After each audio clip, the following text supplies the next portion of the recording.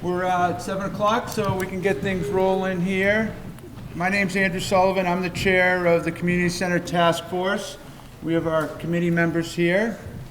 Andy, Steve, Kyle, Mike, and Dan. We have a quorum. That's good. And the architect that's been working on this project with us, Joel and Reese from Bargman, Henry, and Archetype are here with us tonight. I'm going to turn it over to them to give a presentation on where we're at with the project. Joel and our committee have been meeting with people for, the committee's been going at it for a couple years now. And at last town meeting, we had funding to do a phase 1 study with the architect here to develop some initial concepts. So that's what we're going to be presenting to you tonight. And after Joel's presentation, we can do a Q&A and get some input from anybody here that would like to ask questions to the committee and the architectural firm as well. So without further ado, I'll turn it over to Joel. Thank you. Is that you? Well, I guess it's best to use the microphone and make sure we're on.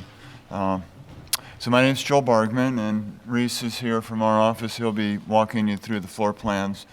We've been working on the project for the last 4 to 5 months, and we're really excited to present the first round of the plans, and then looking forward to getting some comments back from the audience so that we can refine the plans, do a cost estimate, and get this out the 1st of January for the town to begin reviewing it. So tonight we're going to just very quickly review the 2 existing facilities. We'll be talking about this building and the senior center building next door. We'll talk about some survey results. We added into the scope of work a survey this summer, which I'll explain. And then we'll talk about the types of spaces that we envision to go in the building, show you the floor plans, show you how the historic district works in this area, which is important to how the building looks and sits on its site plan, and then open it for questions and answers. The study is in part replacing the recreation department, who is housed in this particular building that you can see on the screen. The second floor, which is what we're on, the lower floor is below us. It's partial basement. It's about a 35,000 square foot building. As you can see, it really is built around a half-size gym, so it's not really sufficiently sized to support the amount of programming that the recreation department could provide in the town. There's a 2006 report that was previously done, so that's almost 14 years ago, reporting on its physical condition. The building's not accessible to the physically challenged, so it makes the basement level of the building difficult to use. There's not adequate space for programs. If you are in one of the next door buildings, when classrooms, when there's a basketball game going on in here, you can tell how poor the acoustics are in the building. It's very hard to have 2 things going on when this room is used. But I think the 2006 report gives you a good sense of the deficiencies of the building. What we really were looking at in the beginning was how to, there had been identified need for an updated senior center, either renovating their existing building, adding on to the existing building, or incorporating the senior center and council on aging into a larger community center with the recreation building. So to understand that need, we looked at the existing council on aging building. You can see that building is a 3,700 square foot building, but where the arrow is, you can see there's columns in the middle of rooms. There's a column in the middle of the lobby where the seating area is. The building really wasn't designed to be a senior center. And with the size of population in Pembroke, 3,700 square feet isn't meeting the needs. There's 1 public bathroom in the building. There's clearly plans to add on a second bathroom, but even that isn't sufficient for the number of seniors that use the facility. The kitchen isn't really a commercial kitchen, so it's really needs to be upgraded to current standards and for current use, which is beginning to have congregate meals and other services that seniors need today and going on into the future. According to the 2017 census, there are about 18,300 folks in Pembroke. The number of citizens over 60, and this changes day to day as people age up, is about 4,400. Those over 65 number 3,000, and those over 75 number 1,125. To put it in perspective, the school-age population, K through 12, is 3,020 students, plus or minus. The rule of thumb is there should be somewhere in the 3 to 4 square foot of space for a senior center in a community based on those folks over 65 years old. So that leads you to somewhere around 15,000 square feet of space that might be used for that size of population. And some of your comparable towns are building senior centers or expanding senior centers to those sizes. But some other towns are combining senior centers and recreation departments into community centers because there's a tremendous efficiency in doing that. Instead of having duplicate restrooms, duplicate fitness centers, duplicate conference rooms, classrooms, you can begin to share and become much more efficient in the space. And so while there's a huge growth in standalone senior centers, there's also a tremendous growth in senior centers that are community centers or senior centers that are built next to recreation centers into a larger complex. As you know, that when we started the project in July and really got deep into the interviews in August, we had good access to the recreation department. We had some access to the Council on Aging Senior Center, but there's not a huge population of seniors using that building today. There's about 70 regular users and about 200 plus or minus registered users that tend to use that building. They tended to be older seniors because the building's smaller. It doesn't have the capability to meet a lot of needs for what younger seniors might need, which is recreation and more modern type programming on the educational and informational side. So we were able to meet with the existing senior center director back in August, but then she left her position and we were in a little bit of a void trying to understand needs in Pembroke. So we hired a company to prepare a survey.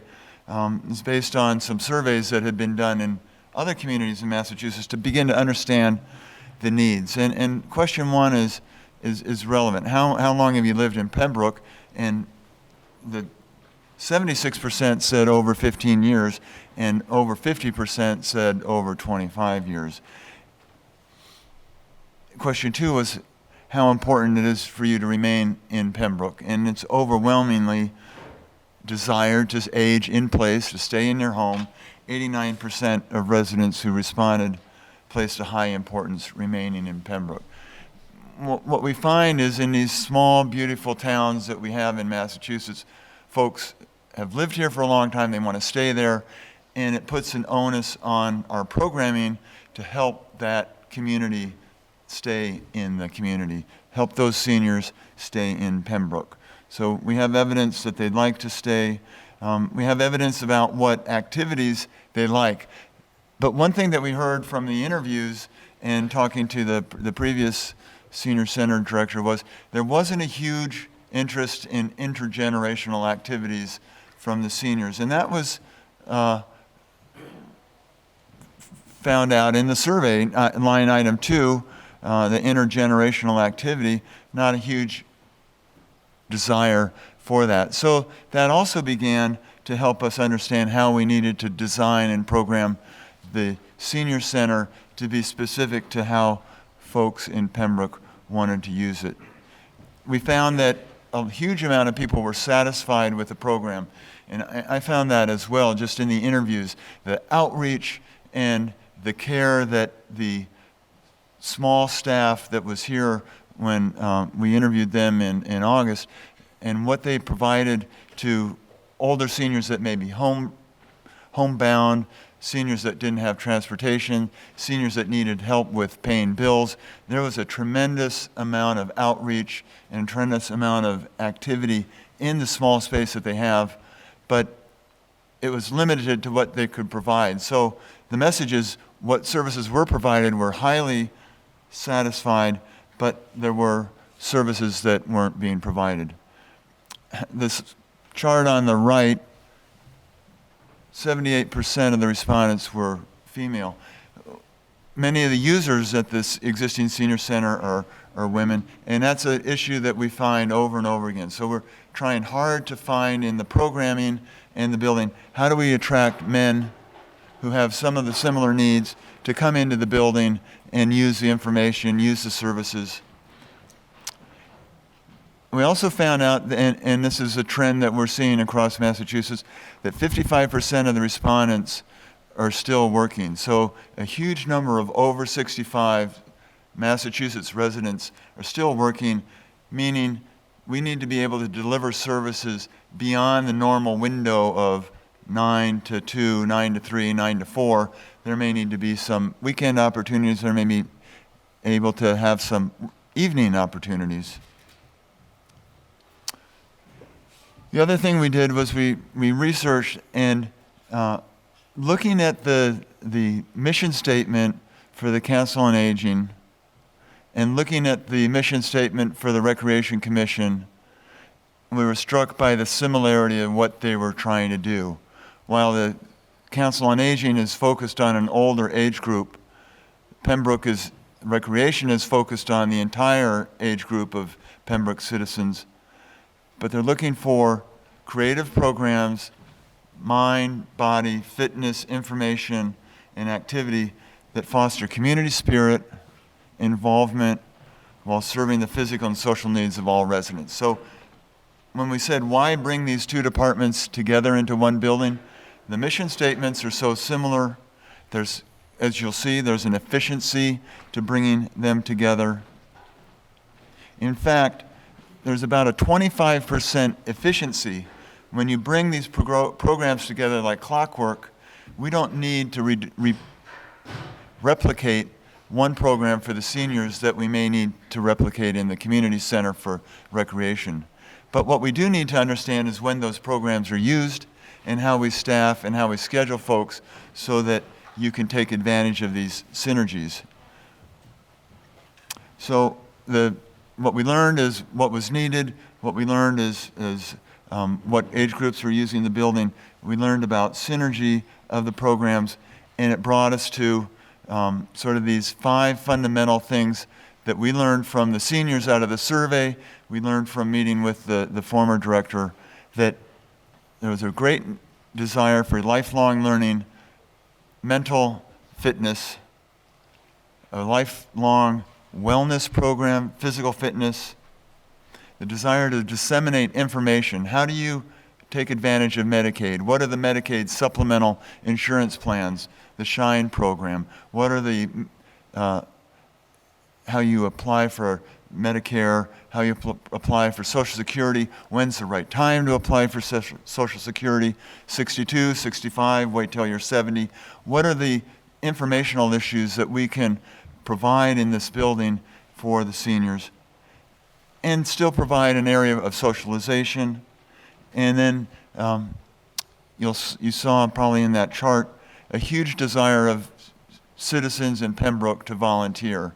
So how do we design the building to be friendly to folks that aren't necessarily professional chefs, professional caregivers, professional programmers, but it's a community facility? Let me walk you through the programs that go into the building. Reese is handing out a one-page program that shows all the spaces that are in this building.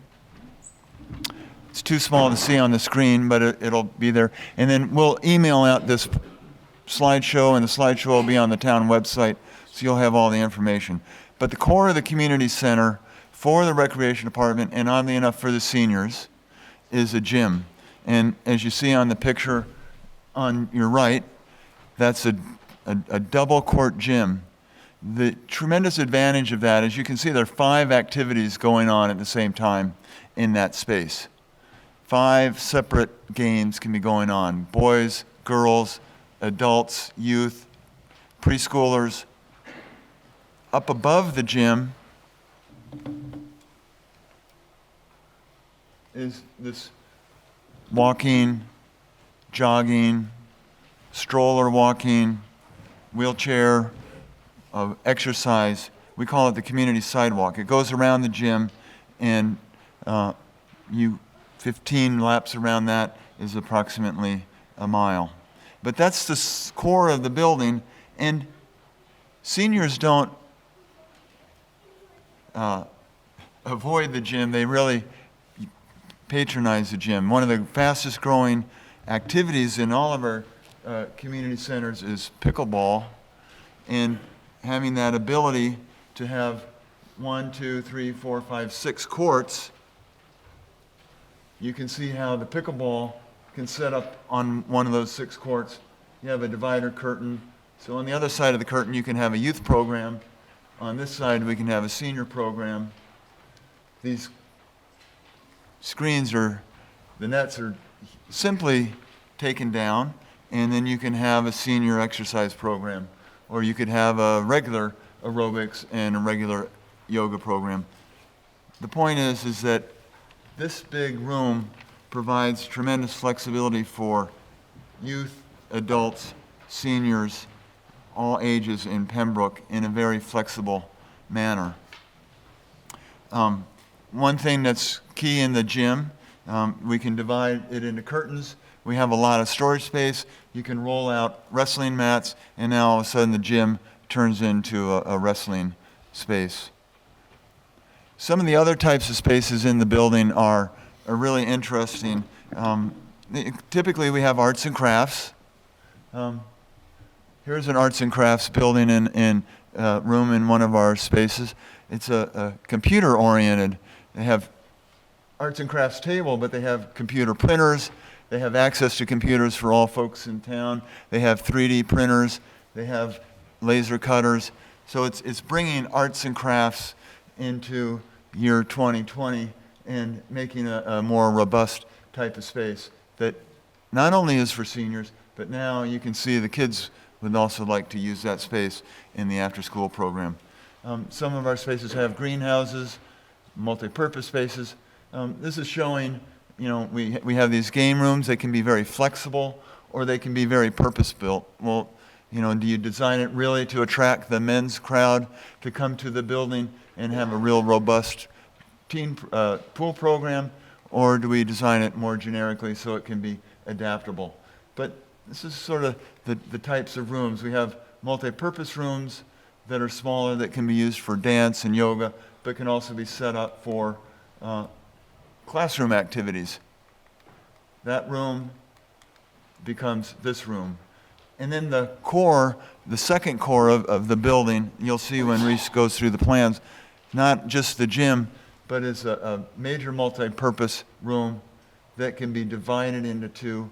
And this side of it opens into a kitchen, so you can have it set up with tables for your congregate dining, your breakfast program.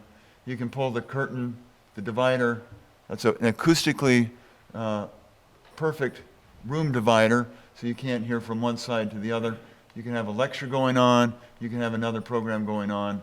Same idea here. We have the multi-purpose room, a divider curtain, the kitchen. Two ways of looking at the multi-purpose rooms.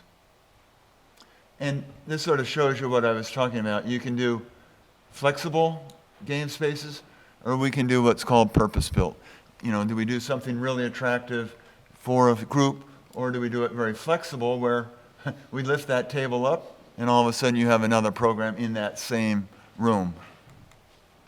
When Reese walks you through the program, you're going to see a number of spaces. And the reason being is this is the senior center in Nantucket. They have one big room, and you can see it's not that easy to go from a dining program to a yoga program to then putting the tables back up for an activity, arts and crafts, or quilting, or an educational program. You need a number of different program spaces so programs can happen at the same time, so you can go from one event to the other without having the director of the senior center have to set up all the tables or take down all the tables. She's there to serve the seniors. She's not there to be the custodian of the space and to set up and take down. So you'll see that we have a number of rooms, and that number of rooms is to avoid this log jam about the space. And as I said, volunteering is key. This is a kitchen that you and I can use. You don't need to be a chef. It's a commercial kitchen and it meets the health code requirements, but here we have a really sort of complicated oven. We have complicated commercial equipment in this kitchen. Here we have easy to use and a counter in the middle so you can have a cooking class. We can have high school kids come in and use this space. We can have high school kids come in and learn recipes from seniors. This is the senior kitchen in Needham, and that was their vision, was to have it be an educational program space. Their idea is there's no space in the building that's not a program space. The kitchen, yeah, it serves congregate meals out there through the window, but it's a way to learn new recipes, learn new ideas, spread new ideas. And my last slide is not every senior is the same thing. Just like you have preschool, elementary school, you have seniors that are in their 60s that have one type of need, seniors that are in their 70s that may have a different type of fitness need, and then older seniors that really need fitness programming but may be more geared to chair type activities. So not all one size fits all, and the building has to be able to accommodate that broad range of uses. Last, you don't see a lot of locker rooms in the plan. For the most part, community centers are used by folks that come ready to change, ready to do the activity, or do the activity and go home and change. There are 2 small changing rooms, but we're not building huge locker rooms that sit unused and fallow during the day. They're efficient rooms. They meet the needs of someone that might want to take a 6 a.m. yoga class and then go off to work, but it's sort of the minority of folks that use that. And let me turn this over to Reese to walk you through the rooms in this plan and then to show you through the what the building looks like on the outside.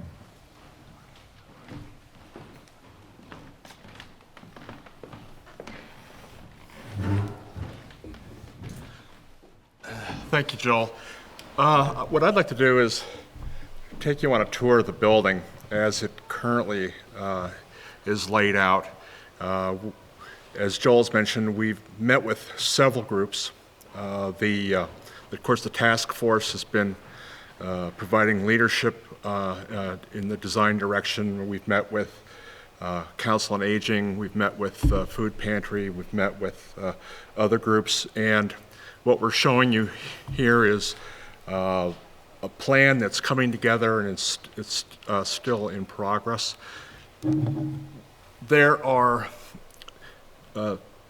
3, possibly 4 components to this plan. The first is the senior center, which is colored in yellow.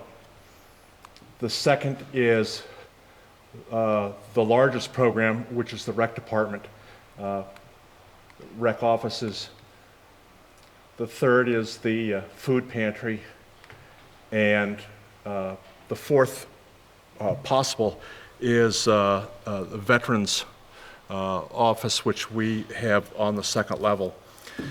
The plan, this is the town green up here. And so the first thing we wanted to do was considering how the town uses the town green, holidays, events, summer programs. We wanted to make that accessible to the senior center. And so the senior entrance is off the town green, and we have a site plan I'll show you that has parking and drop off. You come in, you check in here for your programs. These are the senior offices. This is the director. This is transportation. This is the Shine office that Joel mentioned. These are admins, and then the senior center Council on Aging requires files, so that's a file room there. So from this desk, people come in, they check in for their programs or they sign up. There is a conference room here overlooking the town green for meetings, and this room can be shared by other programs as well.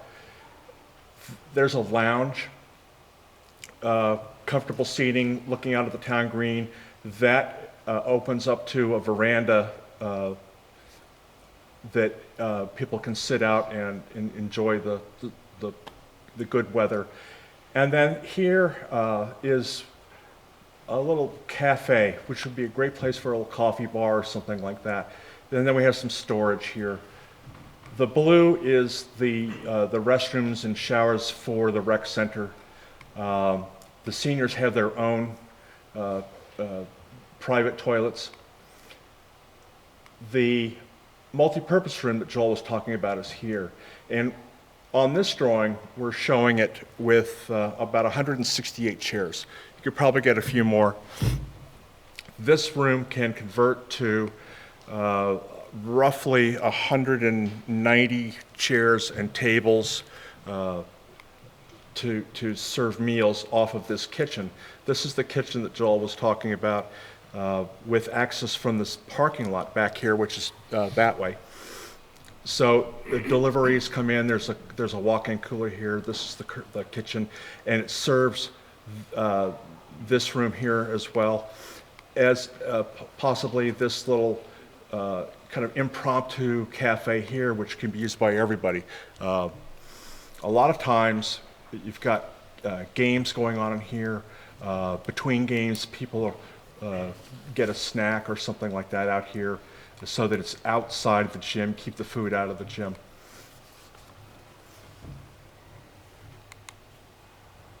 Upstairs, we have some more of the senior program. We have a health and nurse office with a back room with a sink. We have a professional office if somebody wanted to come in and do some work. We have the program coordinator's office up here and an open area for program workstations. This is the game room. You saw the image with the pool table and the ping pong, and that's up here with the storage so that this could be converted, equipment could be put away and brought out. This is a little waiting room for anybody to use, but we thought it might be a good place, because it's quieter up here, to use that for the senior functions. This is the main open stair from downstairs that comes up to this upper area here. Then we have two other program spaces. We have this large program space here with its own storage. We have a seniors arts and crafts and technology space with closets and storage for equipment and craft materials there. We have another activity room, multi-purpose with its own storage. And then we have the wellness exercise space here and more public restrooms. Now also from this level, people who are using the gym can come up here. There are storage cubbies, and from here, this is a 3-lane walking track around the gym. You're 14 feet off of the gym floor. So you take advantage of the height of the gym so that people can walk in any kind of weather because they're inside. And we have windows running around the perimeter to bring in natural light.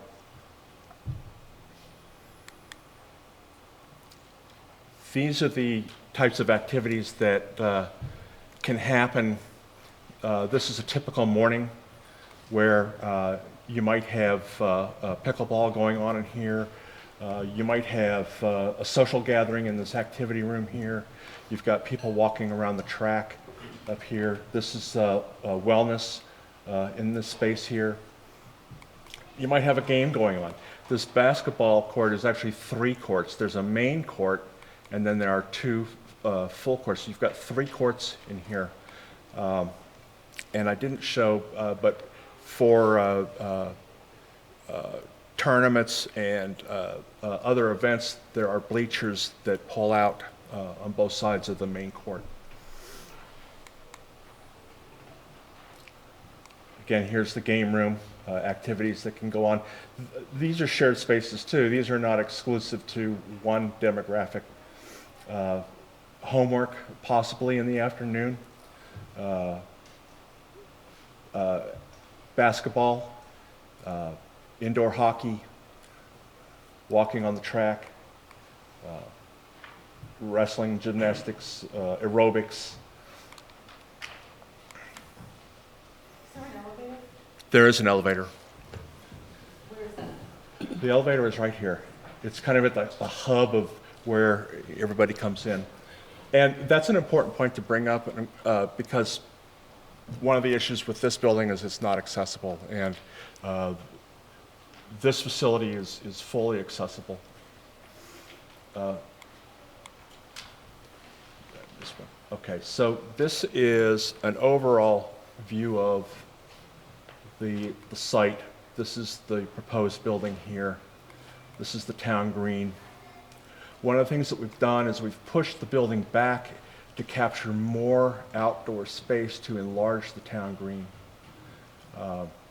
This is the gazebo, and we've wrapped the parking around the back so that vehicle circulation coming in and out can wrap around, possibly a third way out if there was a large event.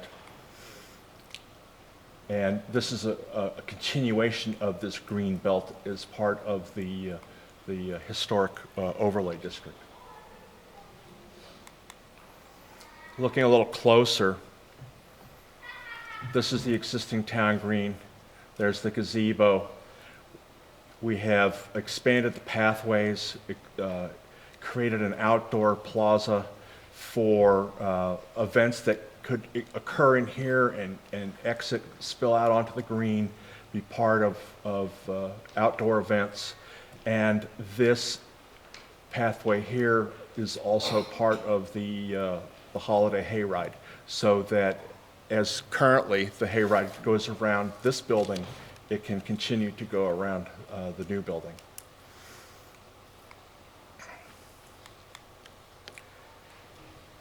We're in the Pembroke Center Historical District overlay, which is,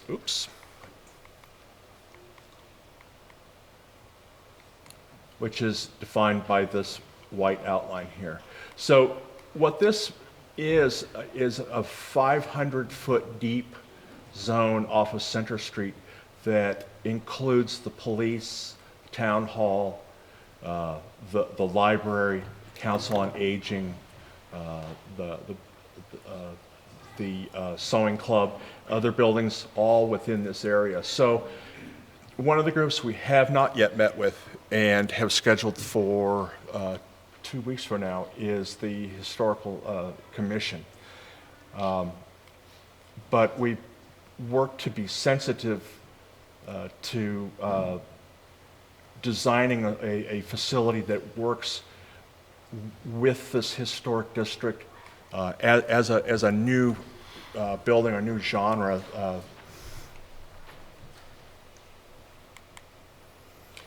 So from the town green and Center Street, this is what you might see. And here's the hayride pathway. These are the paths coming off. The gazebo's over here. This is a pergola. This is where the senior, this is the conference room. This is their little lounge. This is the senior cafe. They can come out and they can sit out here. This is the gym, and these are large barn doors. And you slide that door over and you've opened up the interior space to the outdoor space. And this is on both sides of this gym. So art programs, music programs could happen inside. People can spill out to the gazebo, to outdoor activities. Here's this plaza. The cues that we've taken are directly from historic structures in Pembroke. The simple white clapboard siding, large corner trims, fascias, gable ends, standard window sizes, things like that we've tried to pick up on and work through. One of the issues with a building of this size is trying to break it down in scale so that it works in a neighborhood as more of like a village concept of different pieces that have, in a very New England type style where buildings just grow over time and get added onto. So this is the gym again, looking back directly from the gazebo. This is looking as you would come into the property from the library entrance. This is the senior entrance here. This is a drop-off entrance over here.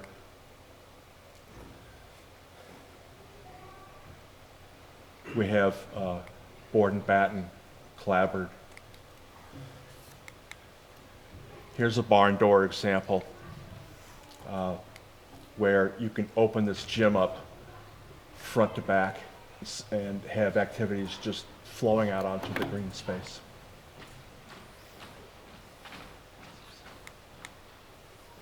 This is the parking lot side, the rear. This is the food pantry. We met with Billy Ferguson, who was very helpful in our understanding of how the food pantry works. And as a result, the design of that space has evolved. And I think it's working pretty well. Of course, we'll be showing it to him again. This is the multi-purpose room that had the 168 chairs or the tables and chairs. This is the access to the kitchen for Meals on Wheels, deliveries, things like that. This is the back side of the gym with this door open. The majority of the parking is on the back of the building. So from Center Street, you really see the green, town green, and then the building. And I'll turn this over to Joel.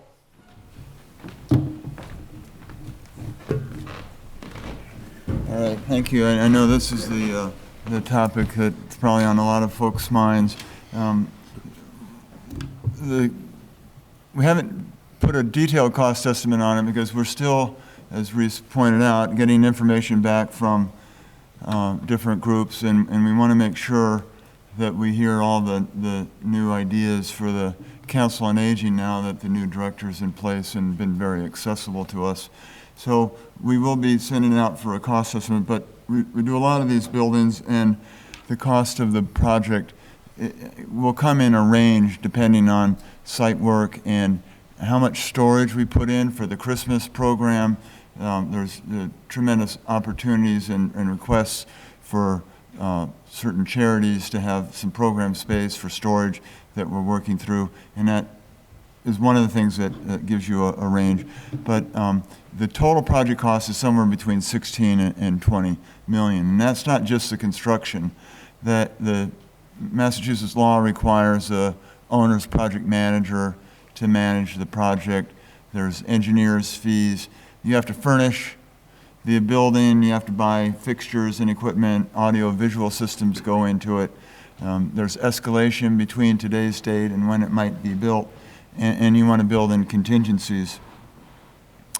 Escalation leads me to the next slide, is that what's the most optimistic time frame that this could happen in? We all know it could take a long time, but if you said, what's the most direct timeline between today getting to town meeting this spring, and let's assume that it's approved in the spring, funds would become available the next fiscal year, which is July 1, so you could start your next phase of design.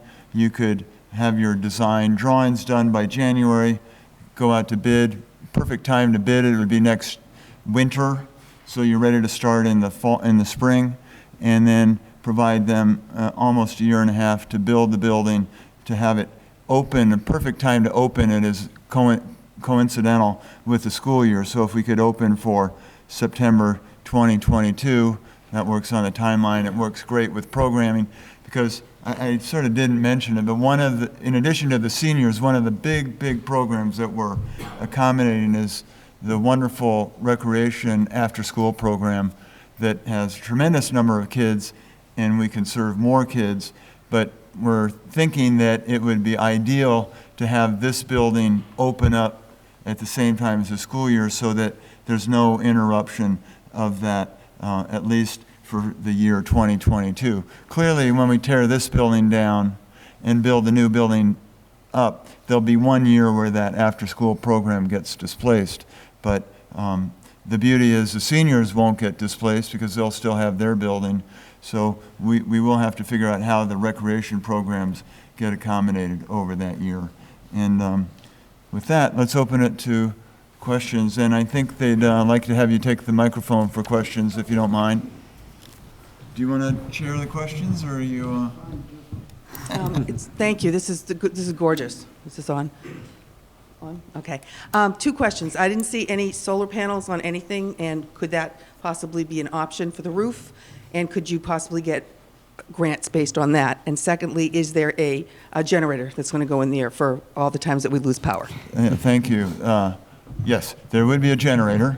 And so it becomes a cooling shelter and a heating shelter in the winter if there's a storm. And the use of solar panels can be incorporated. That's a great point. We'll look into that more, yeah. Okay. Thank you. I'm Jim McCollum. What are the plans for all the people who use this building now for that 2-year period when it won't be available? This building is incredibly active. Right. So I think that's a plan that needs to be brought into effect. We don't have an answer for that yet. We were talking with Susan Roach, and to coordinate with the schools, maybe we could make use of some of the elementary school space. I don't know if anybody else from the committee had any thoughts on it. We haven't crossed that bridge. Certainly, it's going to be a challenge to accommodate the programs going on here during the construction phase. So I don't have a clear answer, but it will be a challenge. But we're all going to have to work together to make it happen, right? I mean, I'm involved with the Pembroke Art Festival, Yes. Right. which has been in place on the green out here. And this is not town green. This is the community center green. Town green is across the street. We use this building about 14 days early in August every year. We fill up this room completely full of art displays. We store the artwork behind the gymnasium. It's critical to a program that's been going on here for 53 years. I would personally not be in favor of tearing this building down. Could we use the schools since they're closed in the summer for the art festival for those 2 years? Possibly? The Assembly Hall. The difficulty, of course, is that it's always been on the Yeah. green here, and so, Jim is correct. It's the building, the accessibility is an important aspect, and again, that's one we don't have an answer to right now. If I can add one thing, the room right there is the Arts Festival storage room with wide double doors directly out to the lawn to facilitate exactly what you're talking about. So we've been made aware of the program and the need for storage and how it happens. We don't know how you deal with the 1 year that you won't be able to have it. I will say that we met with the librarian, and there's also a tremendous flexibility in their programming. They have a wonderful multipurpose space in their building, and they understand that they can, in the interim period, offer some support for certain programs here that would be displaced for that year. So, Jim, let me speak directly to you. I'm 55 years old. I've been in Pembroke for 55 years. I've been part of the Pembroke Arts Festival since I've been a kid. And I think it's sad, the state we have today for putting on our Arts Festival. And I think if we can get through a challenging period of construction, we would have an amazing facility to host the Arts Festival for many years to come, for many generations to come. And we're working out of a building that's on the verge of collapse here, a building that's... This building is not on the verge of collapse. Okay, well, it's in bad shape. The building is in bad shape, and we've studied this time and time again, whether it's worth rebuilding or starting from scratch.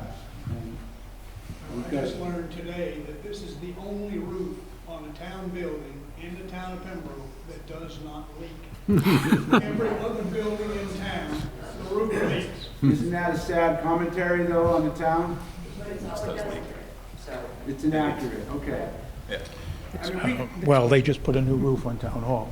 Prior to that, it was leaking. the building has, it's $350,000 to remediate the asbestos and lead paint in this building. So, I mean, that has to be tackled. That's a huge, you want to keep living with that, or, I mean, that has to be addressed. You know, the building, we can't just keep putting Band-Aids on this building for years to come. I really think you're in the minority if you think this building should be salvaged. It was built as a bomb shelter in the 40s. It will Okay. not fall down. It won't fall down, but it's contaminated. How do you feel about that? And you think it should be remediated, or? 350,000 is less than 20 million. Right. And the Dana-Farber Hospital, Brigham and Women's, all has asbestos in those buildings. You know what they do?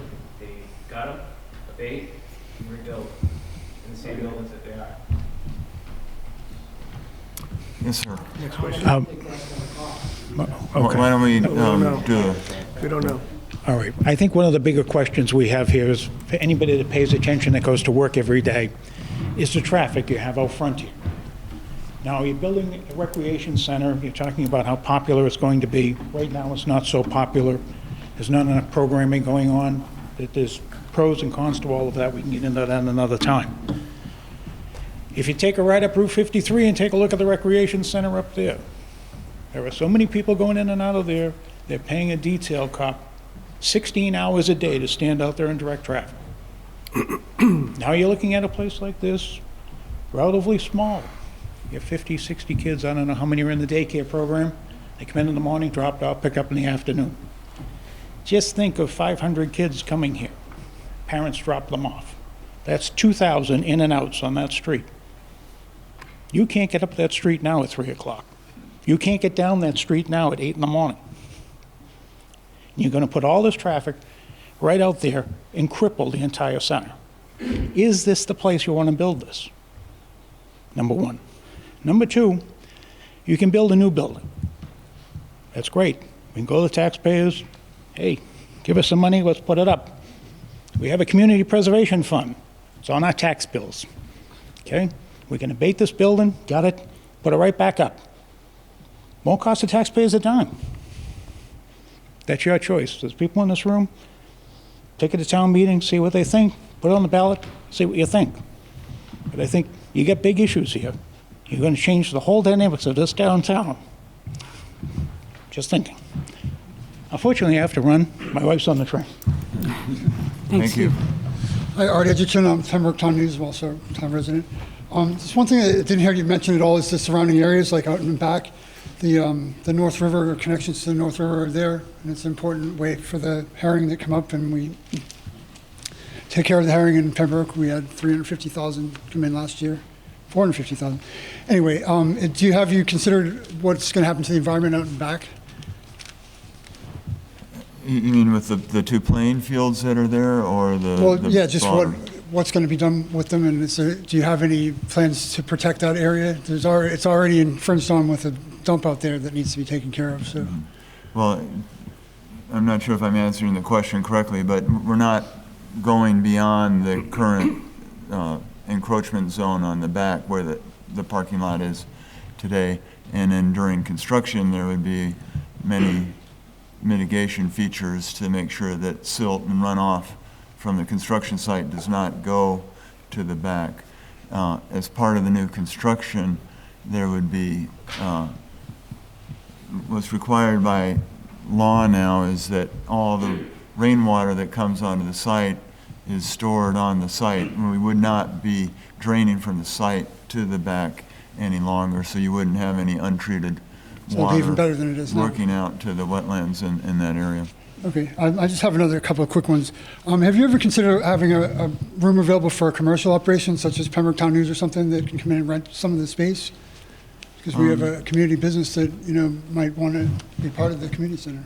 I know it would affect our, Yeah, I'll speak to it. So this is a public building, and you can't do public-private partnerships because it does affect your bond rating. Your rate is higher for the borrowing. However, the way the space is laid out and the number of rooms that are available, you can certainly rent space out to people that want to use it within the town. So businesses can rent space. Right. It just wouldn't be a partnership with the building itself. So they wouldn't have dedicated space that's theirs that has signage and whatnot. Oh, you would It would just- just be used as needed, and you would pay for that rental fee. Okay.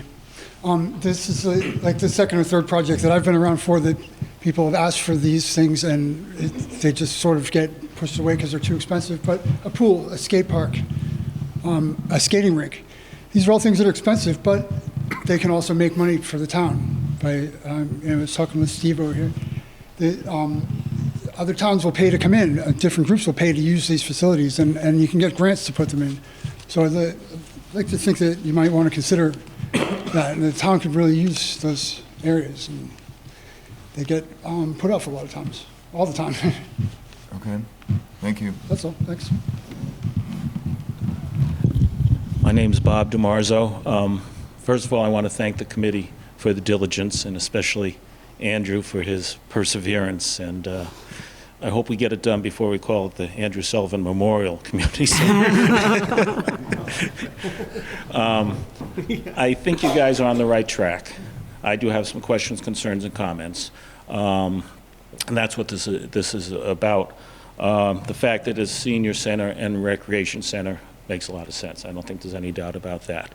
The question about whether this building is in bad shape, I've studied it. I've been inside out for years. I've been down in the basement. People don't even know what it looks like under there. It looks like the World War I trenches. It's dirt down there. And the only way you can get under that building is either walk in these trenches with dirt this high and duck down. The spans of the wood will never meet code. The back of the building over there, the bricks are falling off.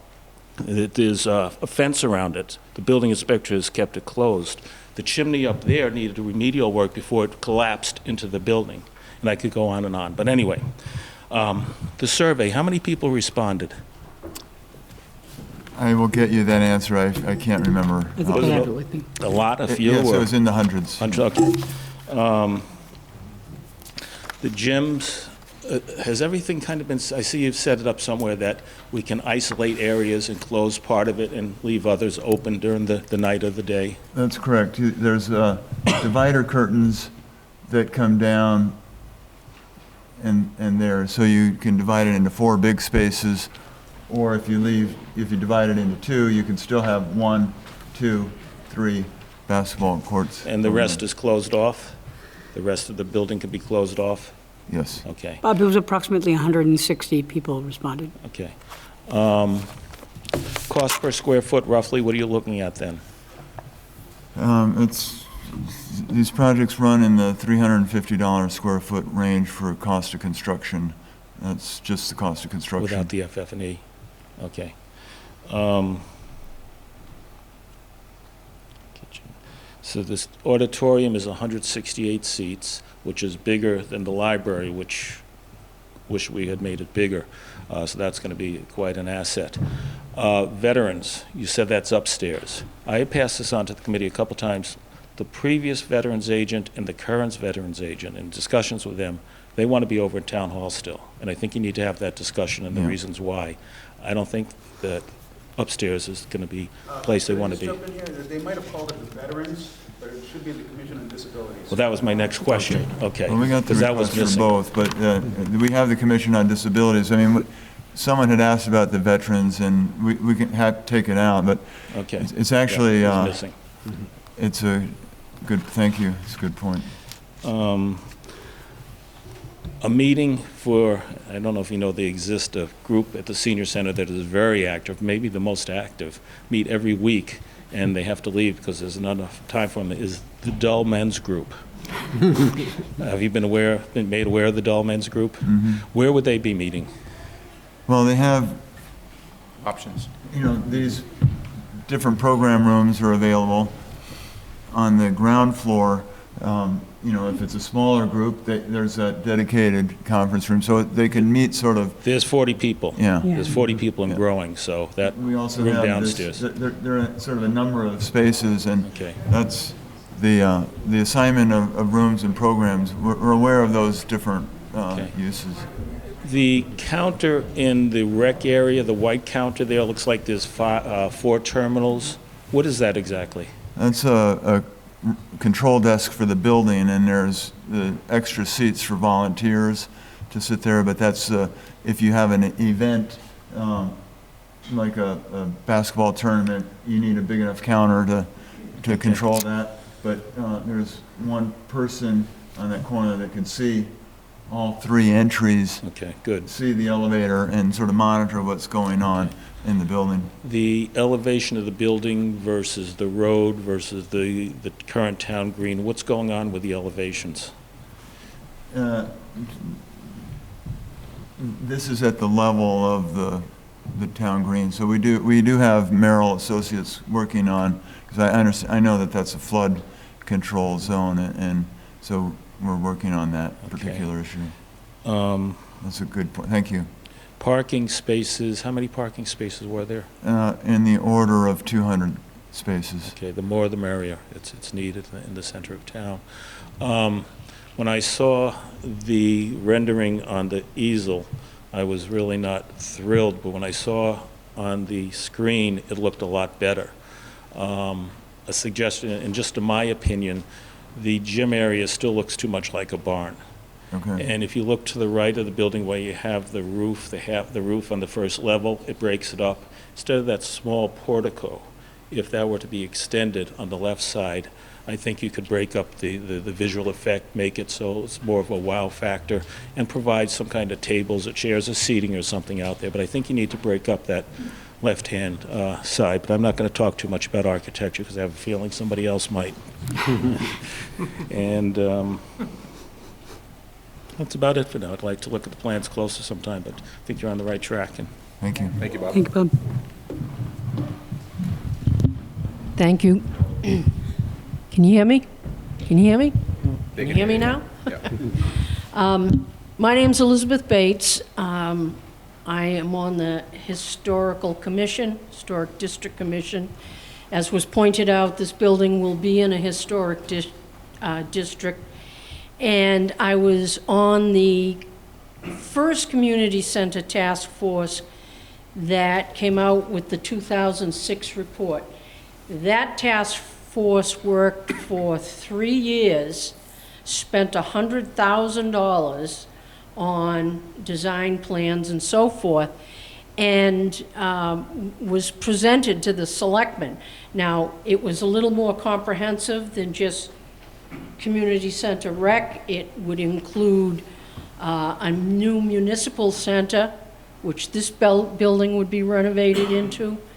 The Old Town Hall would have been renovated into a state-of-the-art police station, which is badly needed.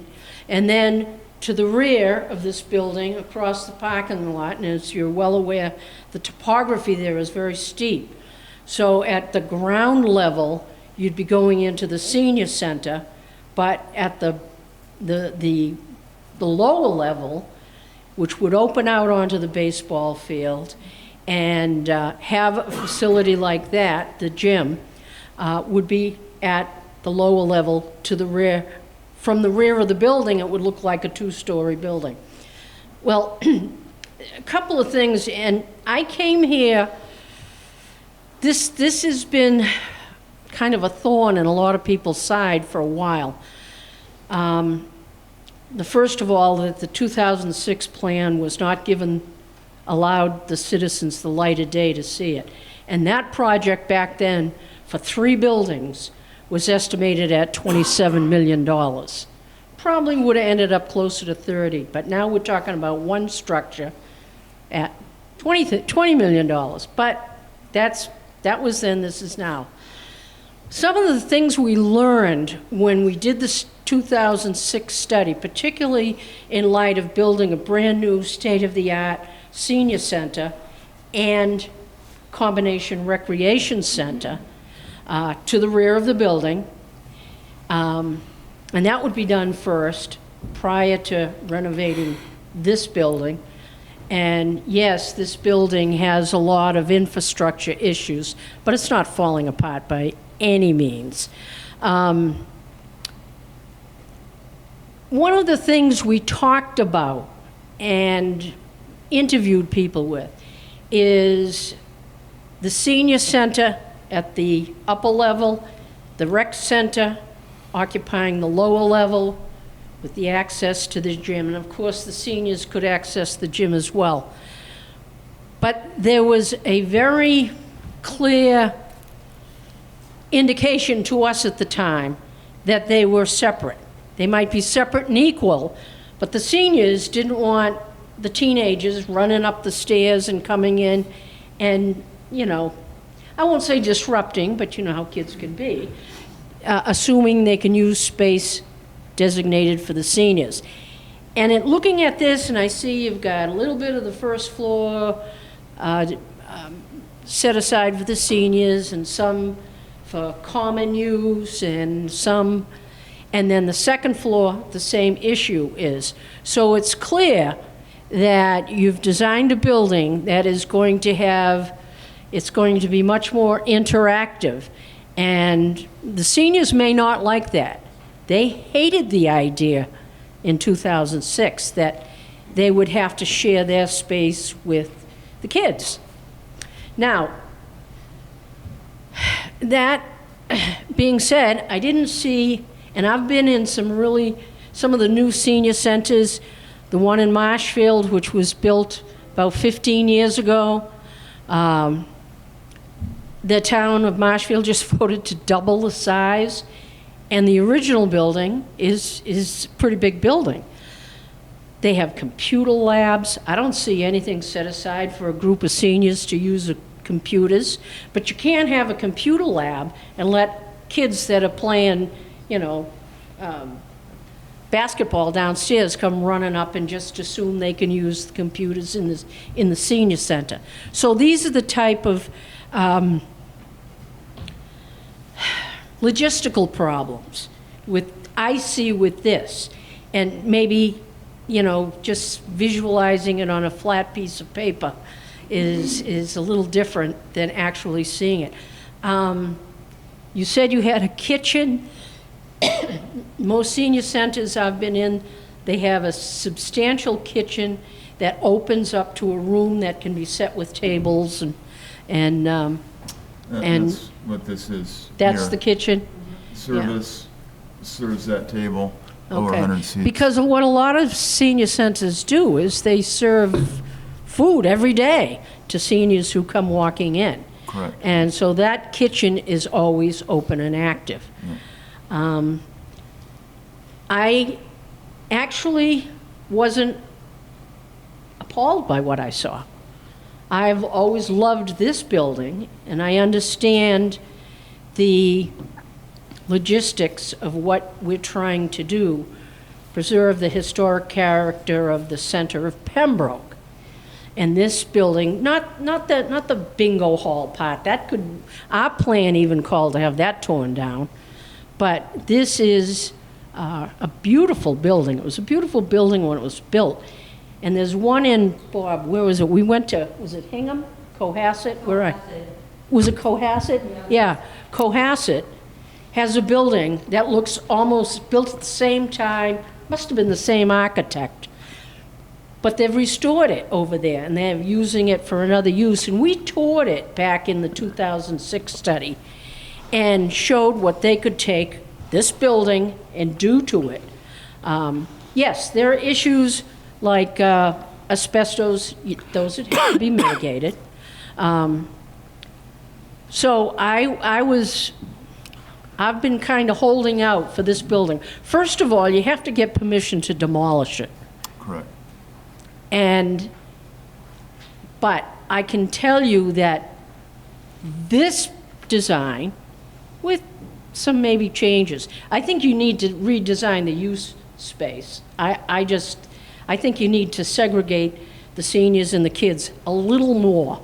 Not that they can never do anything together, but I think you'll find it a problem with the senior population having to share their space with school kids.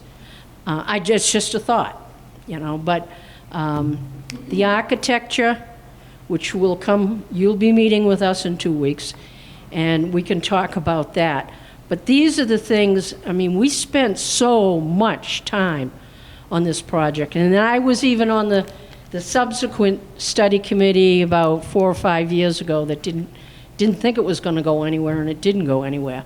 But having worked on the 2006 project for so long, and the original project was to find a better use for the community center or restore the community center, it evolved. It evolved into a new senior rec center. It evolved into a new municipal building. It evolved into a new state-of-the-art. You couldn't do one without addressing the other. You had to address it in a sequence, and then ultimately move the police station, completely renovate the current town hall, design it into a state-of-the-art police facility, because our police station is totally inadequate. It's totally inadequate. So, I mean, these are things that are going to come down the pike. But I commend what you've done. It's light years better than what I saw about a year ago, which looked like Derby Street, shops at Derby Street, and, you know, all the housing and everything. This is more appropriate for what the town needs. So we'll see you in 2 weeks, and, you know, keep up the good work. Thank you. Okay. Thank you, Libby. Thank you, Libby.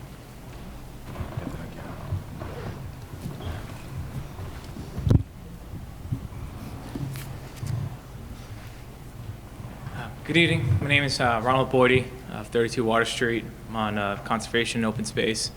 I do have my concerns about this project in regards to funding, and that is, this is talked about being a recreation center and mostly a senior center, but being a senior center, that's really what I'm hearing about tonight, is that we are in need of a better senior center. Recreation is kind of an interesting thing to me, because the people that be using the recreation the most, I don't know how many of those people are here. I do see a lot of more gray hair and senior-like people. But my concern is if we are, well, Libby, I know, sorry. Libby's daughter babysitted me, so it's, No, my daughter baby. oh, not you, yes, Katie, yes. So, and I see the need for it, right? We invest in public schools in the town, right? We have the high school, we have the elementary schools, but there really is no senior center. But what I am concerned is that we're building a very large center and saying it's also for recreation, which is it's about a 16 to 20 million project for a population that may not see, the current population, the voting population, which is generally seniors, would vote and approve of it and then leave the younger generation with the debt that we would have to carry. And And to me, that is something that's very concerning, because we could spend a lot of money on that, but meanwhile, in our actually education center, which is like the school, we're cutting that funding. And to me, for the sustainability of a community, I would say I would invest in the youth before the senior population, but I do see that as a vulnerable population that needs to be accounted for. And that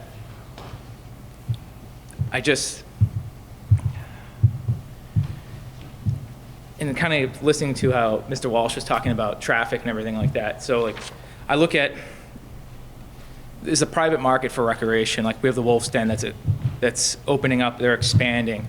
And we do have other public buildings where have gymnasiums. North Pembroke Elementary has one, Bryanville, all the public schools have them. But when we talk about a rec program, and I understand it's better to be in a central place for rec, but if recreation can expand out to all these other facilities that we have space, are they fully occupied in the evening hours or after school? And which then you have like during a school day, seniors can't work, but it's a big thing, which just goes back to if we invest $20 million here, and the voting pool would be mostly supporting it, which is the older people in town. Are they really just truly going to be robbing from the younger generation and leaving that burden on us? But that's all I have to say. Thank you. Thank you.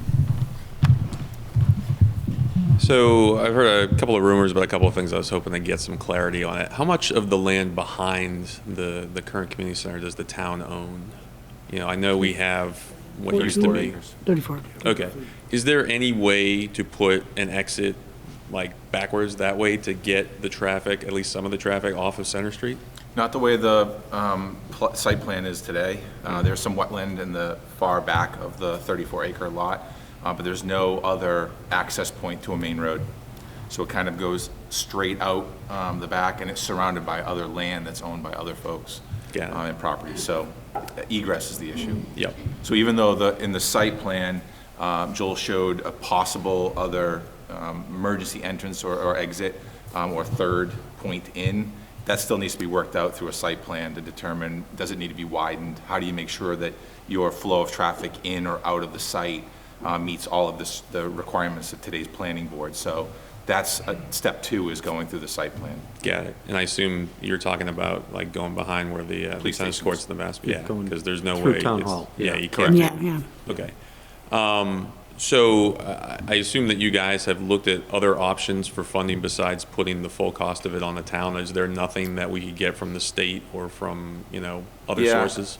I mean, if I want to speak for if it's okay. So this is step 1, is kind of coming up with a plan, what services you could provide, what type of space you need, how that space lays out. So to your previous point, we're hoping it's a building that actually covers all generations and is actually flexible so that it's used at different times of the day. The next question is the funding portion of it. So once you have the cost, are there grants available? Are there current funding within the town that we do through CPC that was mentioned that can some of it be allocated towards the recreation component? That all has to be looked at next, because it's not expected that you're just going to go to town and have the burden of the whole thing. There's 3 grants right now we're applying for. There's one grant due tomorrow. And Brandon Gulnick from Town Hall is, we're just about wrapping it up to submit this grant application tomorrow.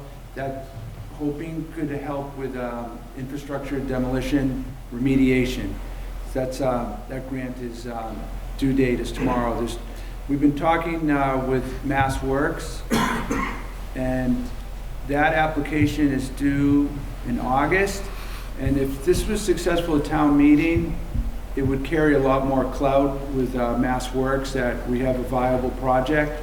But Mass Works is, there's a lot of big money given out by the state for Mass Works projects. So that would be something we really are keying in on, that hopefully we could tap into. So we certainly we're shaking the trees and we're looking around. There's 3 specific grants that we think we have a shot at.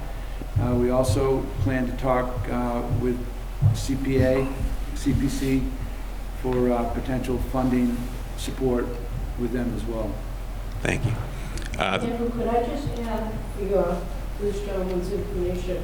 One of the things we learned in 2006 and the one we did a few years ago was that there is grant money for construction for senior centers, and it could be significant, like what we get for schools.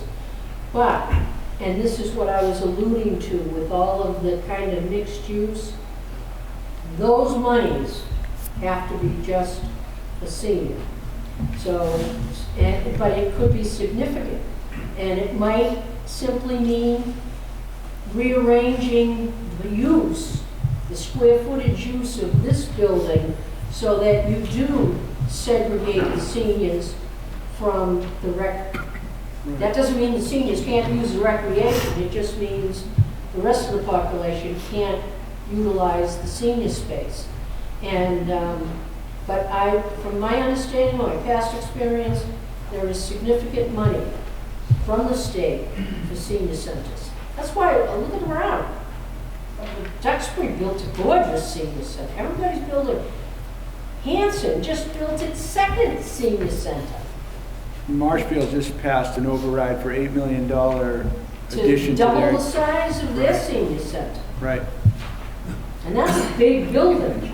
Look at our old Bumblebee Library building we're working on. Andrew, I'm 69. I have no use for the senior program here. Why would I? 4,400 seniors in our town. I mean, It's inadequate. They're inadequate. They're underserved, and they deserve better. Don't get me wrong, I love the bee.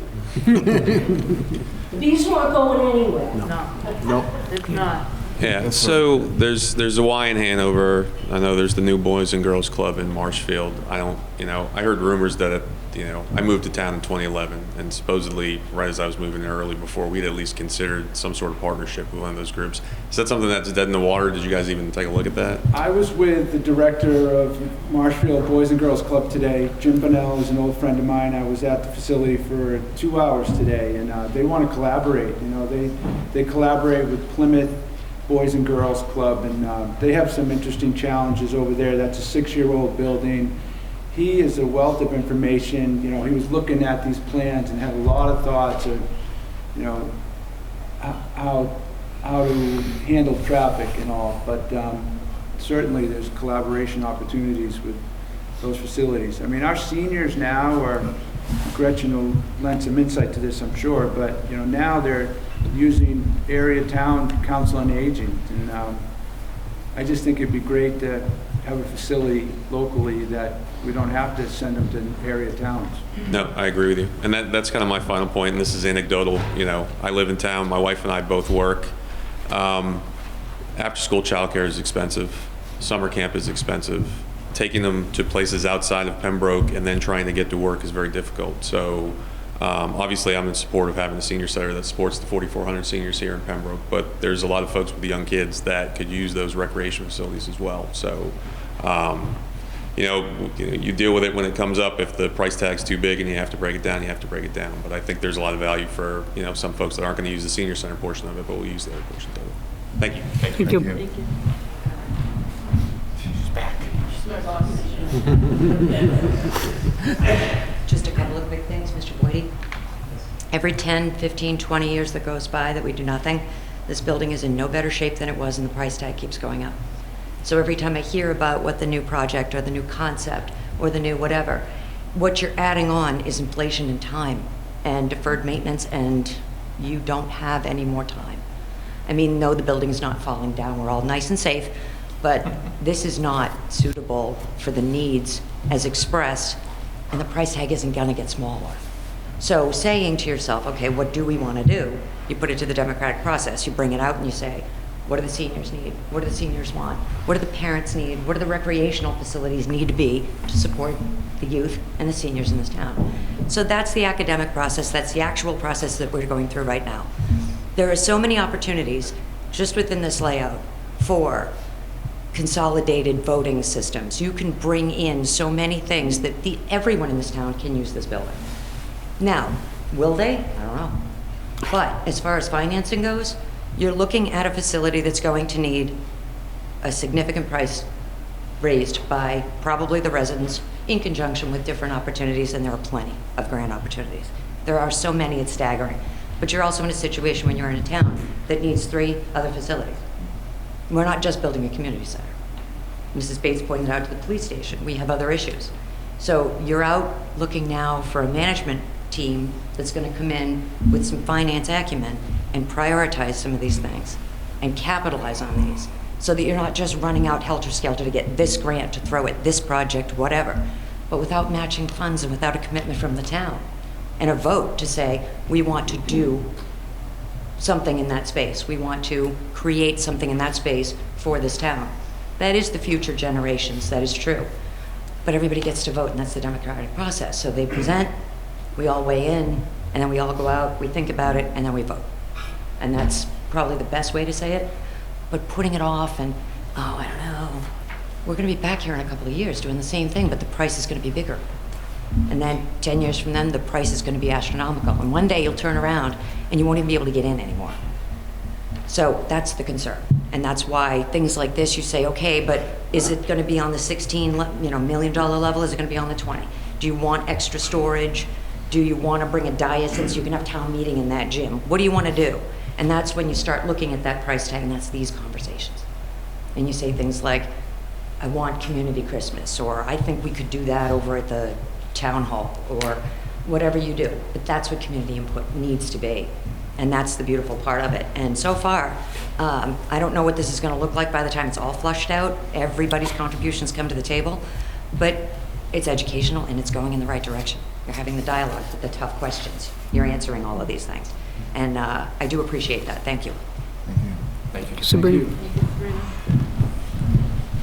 Hi, my name's Gretchen Emmets. I'm the new director over at the COA, and I met, my board chair and myself met with Reese on Tuesday, and we're like, okay, but I need this, and this can't be this. We need a door here so they can't get in, and can you move the kitchen? I want a commercial kitchen, and oh yeah, where is the Veterans Department gonna go? So there are a lot of things that we talked about, and as I said to the seniors, we're really not going to have another option, I don't think. We need to bring this forward, and they can vote, people can vote on it, and seniors vote. Let me tell you that, they really do. So, but I think it needs to go to town meeting so the town can make a decision. And I think you said that you were worried about the debt falling on the next generation. Well, my seniors put you through school. So they really did. But, and they're nervous. They're nervous about sharing a space, but it's been done in Randolph quite well. And I think that they got some grants. I'm not sure, you may be able to attest to that. We were the architects for that. So Yeah. yes. And there's a bump, and it's just, change is hard, and it's scary, and, but it's still gonna be 3 years, so we'll work into it. But we've outgrown that building. I have one public restroom, and we do. Yesterday I had 40 guys. We're very lucky here in Pembroke that you have an active men's group. You don't really find that too often. So if you haven't been down, please come. My door's always open. I'd love to sit and talk to you. I can sign you up for Medicare if you want at the same time. Open enrollment actually ends on the 7th. But I think it just needs to be brought to town meeting. And I don't think this is the final plans. And Sue, we don't have heat in this room, right? No. There's no heat in this room. That's why my coat's still on. And that's not going to change. Thank you. Thank you. Hi, Kara Howell, Country Club Circle. Thank you for all your work. I'm sure this isn't easy. Listening to everybody's opinions and ideas. But I mean, I know we definitely need something new, and everybody's excited and has their own view of things. But it seems, and maybe it's just how I'm reading it or what I'm hearing, but it seems almost like there's a huge emphasis on the seniors, which seems like a big part, and it's almost like certain other parts of the population are being left behind. For instance, like the daycare that I would say over 50 families or so use, does that just go away? Like, we just don't have anywhere for our kids to go? I'll leave that one. The daycare that's currently in the building is a private entity that pays rent to the town. I think we can all agree we're not good landlords. It's not the business we should be in. So yes, there is a potential that is a portion that gets displaced to a different location. They have to find other space. They rent from the town today. It's not a town sanctioned process. Okay, and there wouldn't be any other option for that to be involved here? It's just kind of... Yeah, I personally don't think so. It's that whole public-private, when you go for funding, when you go for bond funding, if there's any private component, it raises the costs considerably. So I think to one of the earlier questions this gentleman had raised about, where does everybody go? That's kind of a next step as well, because we need to make sure we have a plan that works with how we want to have flexible space and what types of programs we can add, because today, as Sue will tell you, we have a lot of programs that people don't realize in town that are done here, but there's so many more that can be done. But once you have a project that kind of gets a stamp of approval from the town, the next steps while you're waiting for all the bids and everything else is to figure out now what do we do in that interim period to give everybody a home, because you need to make sure that happens. We don't want to displace anybody, but private entities are kind of treated a little different in that they rent space, so they may have to find another space to rent. Okay. In the summer for the summer camps, they generally play like outside in the front in that area. Is that still anticipated? Because when we looked at the pictures, it looked like there's a bunch of different beautiful cartways and like paths. Yeah, I think, I must speak for Joel, but I think that kind of is a work in progress too. I think one of the great things that Joel's group did was they expanded that town green. I mean, I moved to Pembroke in 2008, and I've always loved kind of that town green and the things that go on. I'm surprised at how many events actually go on there.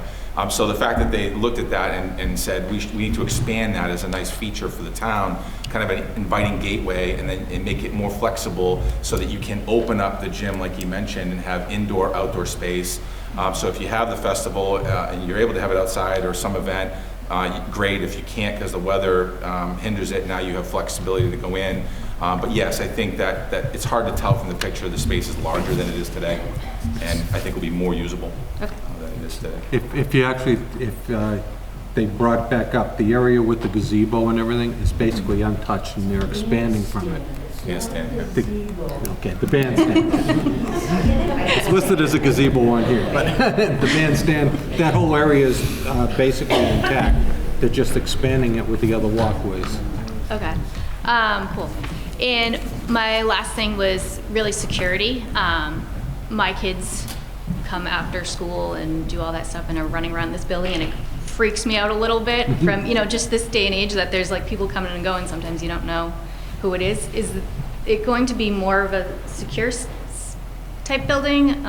Just the integration with the senior center, it just seems like there might be people floating around all throughout the building. I think, I'll speak personally, I think the way the layout of the building is, like this building is kind of retrofitted for rec use today, but the new design where it has the greeting entrance area and there's people there that can see every entrance, it's a lot more controlled than it is today, because there's no way that the folks that are here for rec today being stuck down at one end can see the other end. So right.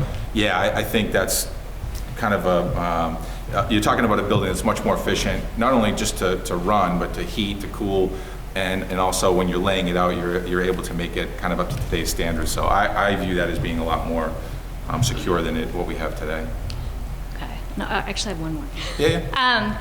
So say I want to go have a coffee out on one of those Adirondack chairs. Am I not allowed to do that because that's just seniors only, or is it like, are there? I mean, are there? It's kind of our fee chart. That's kind of our fee base. I mean, I guess it's hard to kind of visualize how restricted each space and how integrated. Well, same going back to that front overlay, there's other areas that will be suitable for seating as well, not just that gazebo area from the senior center section. So okay. I think personally, as you look at it, that front field, that green, that space has a lot more flexibility for having seating just outside the gym area where that concrete area is. The plaza. Would be a much better spot to be able to have some seating as well. Okay. Yeah. Thank you. Thank you. Thank you. Good evening. My name is Matt Rushing. I've been in town about a little over a year now, and I just had a couple of observations. One, I'm from Maryland. We don't have a town meeting form of government, so this is a new thing for me. But I will say there's no sense of community there like there is here. So I really embrace that since we've been here. The second, I would love for my kids, I have a lot of them, to talk about that building the same way some of you talk about this building. And I don't think they will, given the state it's in now. The third thing, I spent a lot of time working in Baltimore City schools, and some of them are, this building looks like a cathedral compared to some of them. And the kids don't treat those buildings well. Conversely, I've been in other very nice schools, very nice facilities, and they do get treated a certain way. So I think, given the right environment, I think we can expect more, at least of the kids. And the third thing is more of a question.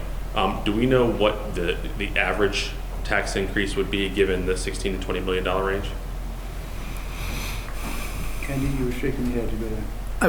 I'm not sure we know exactly what the number will be, but, it'll be added to the tax bill, obviously, through a debt exclusion if we had to do that and we got the funding.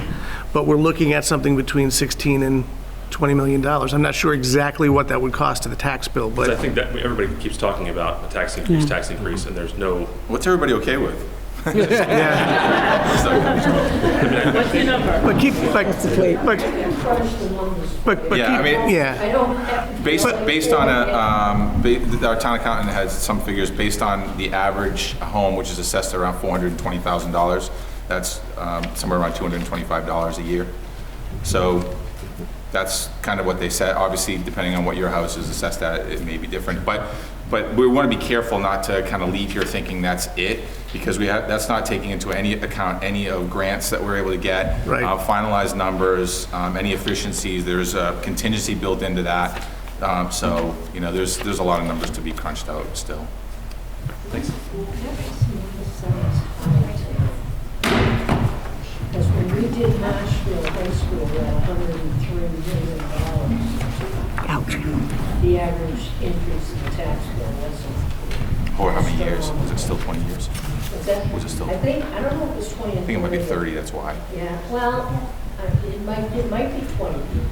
Off the top of my head, I can't remember, but I just think that number seems a little high. You might want to double check with Captain Salmon.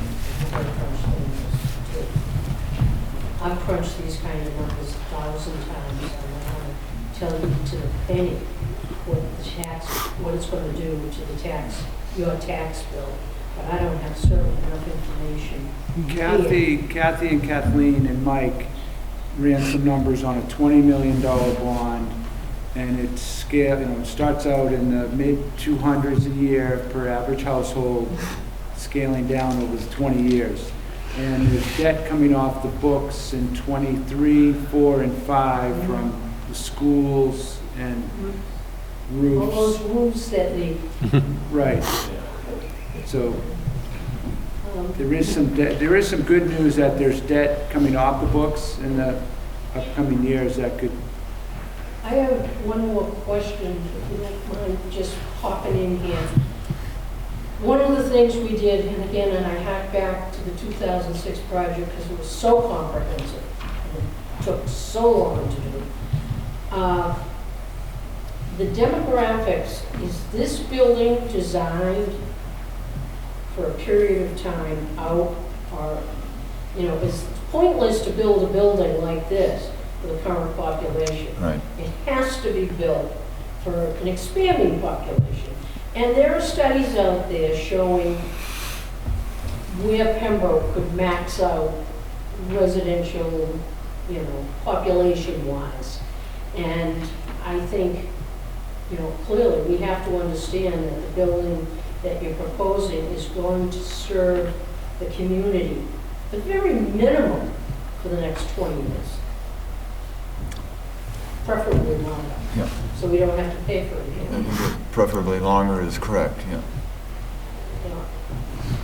So was that Yes, taken ma'am, yeah. into consideration? And we also looked at the senior demographics to make sure that this is not a peak. This number that we're at today is expected to increase for a few more years and then level out for the next 20 years. We're not seeing a decline in the senior age population. They're living longer. and the boomers are being followed up. 33% of, on average, every town, 33% of the population 65 and older, Will be, yes. and growing. Yeah.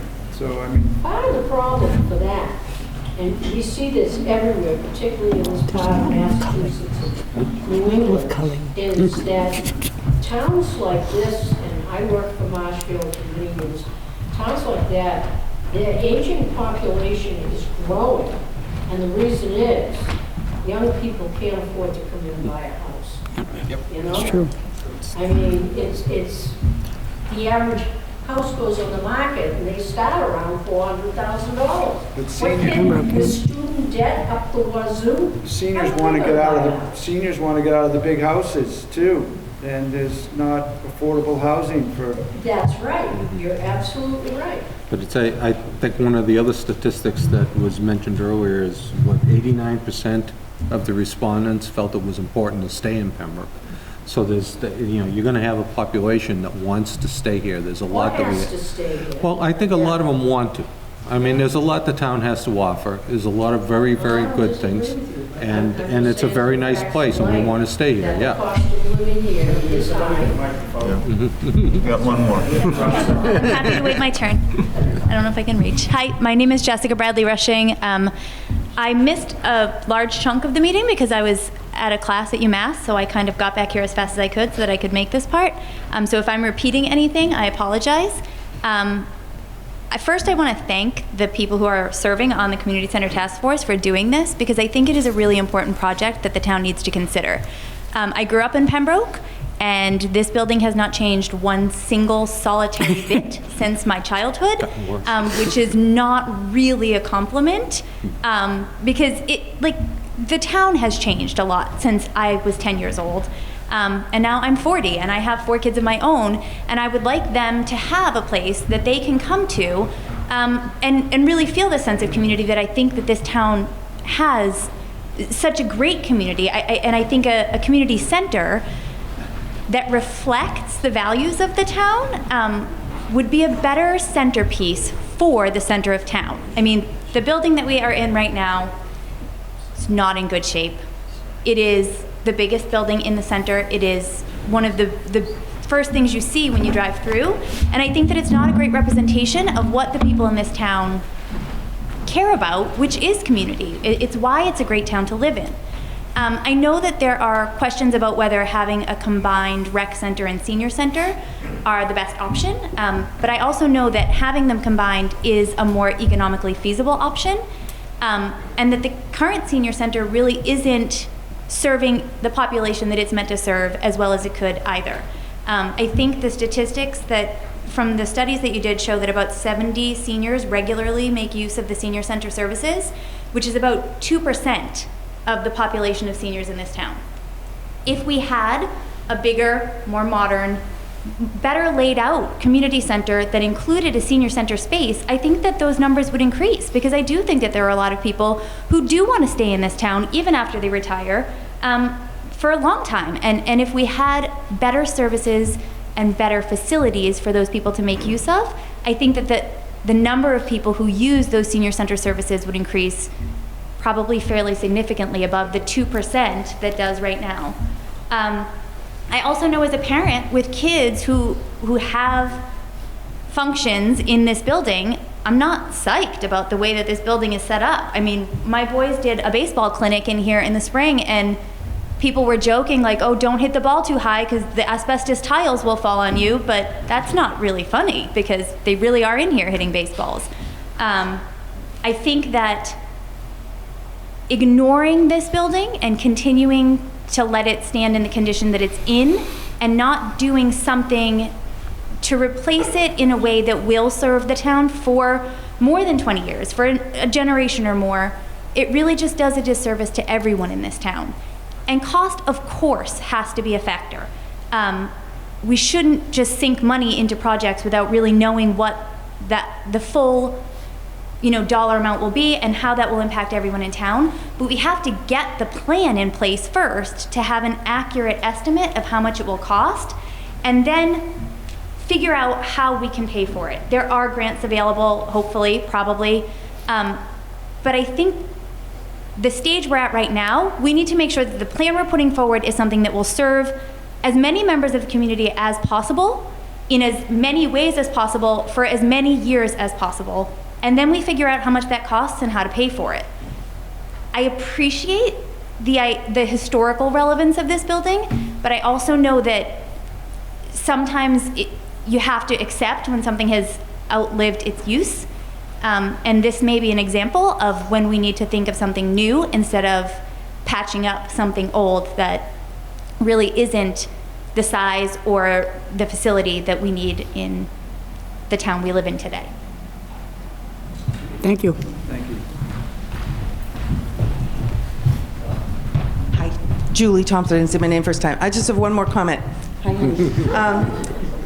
What I love about this is the flexibility. If you took all the colors off both the first and second floor, some years you might have an influx of more seniors activities. Some years it might wane and travel back and forth. That's what's the beauty about it being so flexible. And I understand that people want to have their own space, and scheduling will be obviously critical. And the kids and the seniors don't necessarily use this building at the same time. Oh, the kids are in school all day. Oh, exactly, they're in school all day. So I think we need to allay the fears that are legitimate fears that people are bringing up by scheduling and by the fact that this is such a flexible design. I love it. Thank you. Thank you, Julie. Stole my idea. Sorry. Because with all of the changes, and honestly, Mrs. Rushing brought it up, and it was a brilliant point, we're moving, we're transforming. You know, the idea of having a computer lab, you don't need that anymore. You need a really strong internet and AV generator, IT. You have to have all of that in place. People are carrying their devices now. And then they're coming into a flexible space that, to Julie's point, one, decade, it suits one portion of the population, and the next it's something completely different. So everybody can get equal use out of this facility. And I absolutely commend the dedicated space for the seniors. That will be very important to them. And I know we're all focusing on that. Wow, seniors have a dedicated space. But that's very important to them. The rest of this building has all the flexibility anyone else could ever need.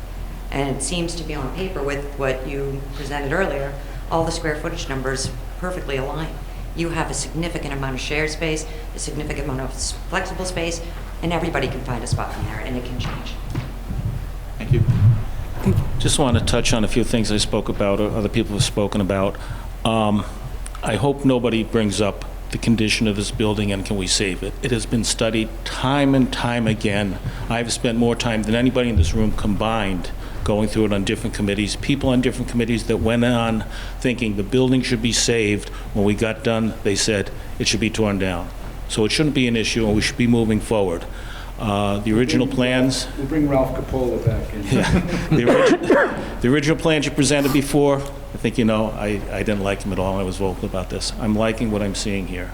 As far as the cost, having been involved in a similar project, the assessors will give you almost to the penny based on this value a house, that value a house, or that value a house, what it's going to cost you over the years. I did think that the 200 some odd sounded high, though. It sounded, but nobody should be even talking about that number till we have a real number. I hope you'll continue to work. I want to talk to you a little more about some ideas. I do think the architecture needs a little tweaking, that it can really be a real jewel in the center of the town, and that's what we all want. And that's why we're all here. I mean, is there anybody here that doesn't care about their community? That's why we're all here. We all care about the community. Could be, but then there's value engineering. Do we need a Taj Mahal? No. We need a nice senior center. We don't need granite and marble.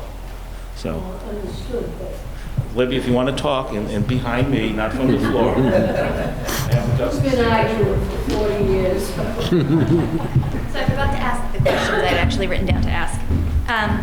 So the first question I had was, the Pembroke bylaws actually require new town buildings to be either LEED compliant or certified. I forget which one. Has that been incorporated into the design? Yes. Okay. Would it be possible to add like a stage or theater space? Because I know the current drama program, was that already talked about? No, I know. I had that idea myself. Oh, okay.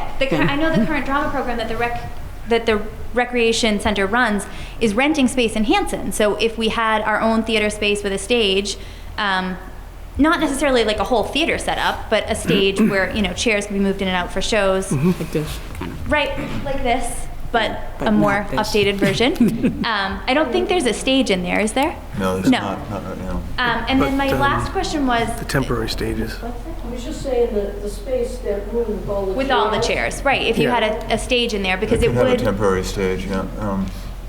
We can look at it. I think there was, I have to go back to my notes because I believe the recreation director had some comments about the drama program, so we'll look into that again. I just know, I mean, it's not just the drama program through the rec center that could make use of a stage, it could be used for a variety of things. Right. Right. So, right, Pembroke School of Performing Arts. Town meeting, are you going to get up on stage? And then my last question was, this building has a lower level that was used for bingo for a long time, I know. Is there any, does this space make use of that other level, or? No, there's no basement to the building. There's no space under it? And is that, it's not usable space? Like, could there be space under this, where the space currently is, or does this just shift the way things are? This is a different building. I know, but I mean, it's essentially the same number, it goes It's up, but does placement it is- go It goes down? up. Is my question. It goes up. My question was basically, I know this goes up, but does it go down? It doesn't go down. Okay, no, yeah. that was my question. The actual layout here actually is closer to the level of the, The basement. The front and Yes. back, the front and back are the The- same. Okay. Yeah, I so missed the it's- first part, so Yeah, I may it's have up missed this that. way more, so that part where the lower level is. Yep. That's not being used. There's Okay. a parking lot there. Okay, that's thank you. when you come off the town, not the town green, the center green there. Yes, It's going to be level the whole way level back. to the entrance, so that'll Okay, lower this building. okay, thank you. Okay, great.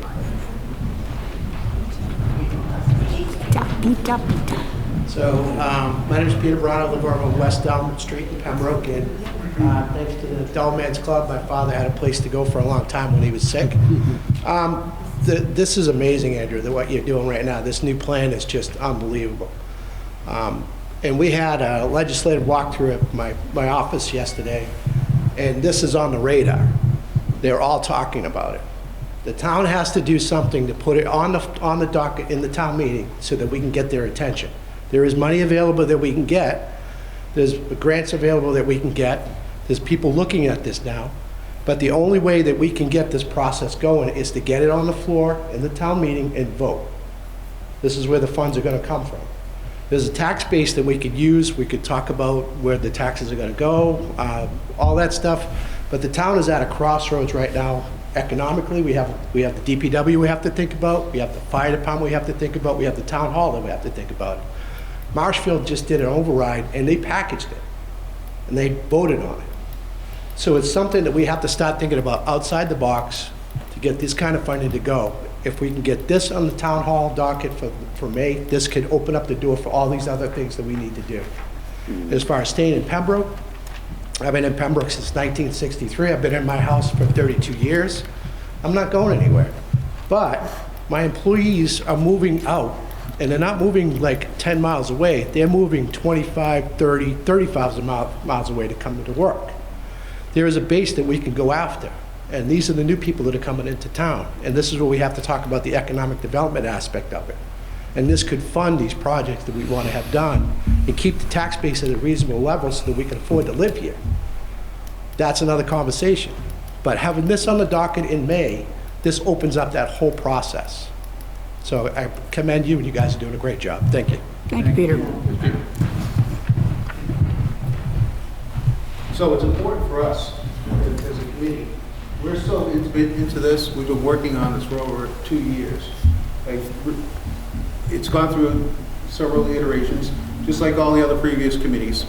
But it's important for us to break away from our hyper-focus and open it up to hear your views. It's important, whether it's an architectural tweak or how the building's going to be used. Every single idea that we hear from you folks goes into this plan. And it could be anything from how you think the seniors feel about one thing, how the youth wants to use the building after school. Hearing all this, we incorporate it into this plan.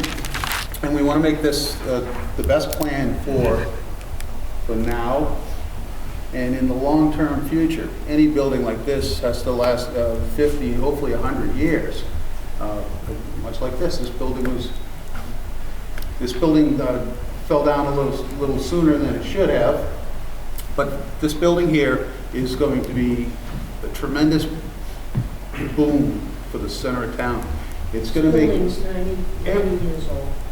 So this new community center that I hope the town goes for, once it's finished, once the design is finished, this is going to bring so much energy into the center of Pembroke. It's going to liven up this whole area, because right now this building in its current state with its limited spaces is being used. It's being used a lot. Imagine what this facility is going to be like. How many children, how many adults, how many seniors? Every generation is going to be using this interactively all the time. It's going to make the center of Pembroke vibrant. It's going to spill out to the rest of the center of Pembroke. Could spur some development there, but it's definitely going to spur a greater sense of community than we have now. We have a great sense of community. Pride, too. And pride. Yep. So I'm glad, and please don't leave here if you have more questions, because that's why we've been so quiet. We need to hear it. We need your input, because eventually we are going to go to town meeting. This town meeting, that's our plan. We are going to ask the Board of Selectmen, which I am a member of, to put on the warrant for this spring, this project. And we're going to need the project to be correct for the whole town, so that we can ask them for $16, $20 million, whatever the final number is. That's a tough sell. That's a lot of money for people to expend. And we have other projects too. But we need this project to be what the whole community wants, so that we can go to town meeting with pride and have a straight face, ask for the money, and hopefully the town meeting members vote for it, and then in the ballot box later. But so please, if you have questions, please. Engineering done in time for town meeting? These are just schematics, I mean. No. I'm talking about the full-blown plans, what you decide what you're going to do. Joel laid out a timeline, and if you could run by that one more time, Joel, please. The drawings that are done now are sufficient to do a cost estimate. The final drawings you would want to do after the town vote, because it's an expense and you wouldn't want to pay for that expense if you didn't have a successful project. So the timeline is, if the vote's successful, the funds would be available in July, and you would do the drawings next summer, have the job ready to bid in January, and then start construction in March of next year. I think you all deserve a round of applause.